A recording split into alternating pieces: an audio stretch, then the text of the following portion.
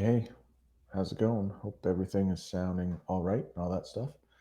Be very embarrassing if it wasn't. I should have done a check with the audio just to make sure. Yeah, I think we're good. So CNN10 today, the last one before April vacation. Again, they have like three stories, four stories. Um, First one is about Russia and sanctions. We've talked about sanctions in class before, but it's the U.S. again imposing sanctions on Russia. And it's usually the verb that's used, imposing sanctions. So it just makes it more difficult for Russia to do business with U.S. companies, U.S. individuals. It's designed to hurt the country financially. The U.S. has many sanctions right now against Iran. We've talked about that. It's really hurting their economy. I don't think the ones against Russia are as extreme as the ones against Iran. But what President Biden is upset about is rumors, maybe evidence. Some of these things are really hard to prove, but Russia, excuse me, has been accused of meddling in the 2016 election, presidential election. They would disseminate all this false information, just get people to like fight on Facebook and give false facts and just try to divide the country. That's what they're being accused of. Also in the 2020 election. And then also one major thing that they're being accused of is we talked just yesterday, didn't we? I should take a drink.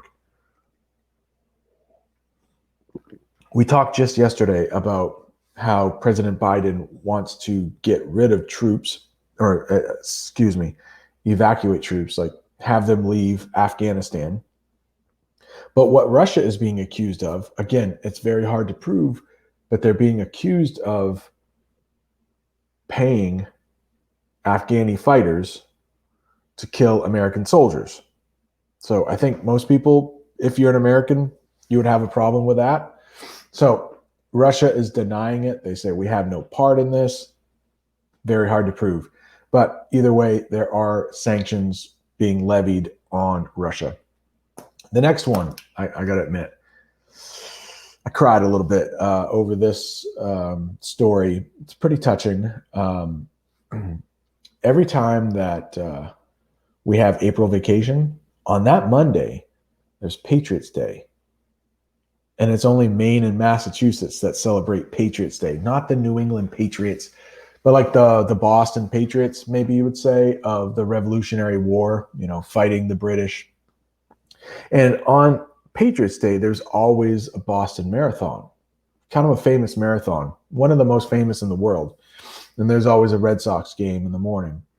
Well, what year was it? Was it 2011? I think it might have been 10 years ago. I think they say that in CNN10.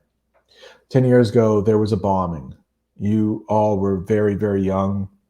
You're probably what, 2 or 3 years old. So you might not remember, but I remember exactly where I was. And some people died, but many more people lost limbs. They became amputees because of this. And there is a woman that you will meet, CNN10, who started a nonprofit. That means the business is not designed to make money, like Amazon, Walmart, those companies. Most companies want to make a profit. But a nonprofit is not out to make money. They're out to help people. Now, will they pay employees? Yes, they will. But the profits that they make usually go back into helping people. That's what a nonprofit is. So you're not going to get rich owning a nonprofit. You might be able to make a decent living, but most of that money is going to go back to actually help people. And this woman who lost her leg during the Boston Marathon actually started a nonprofit. She's helped about 42 people in the last 10 years.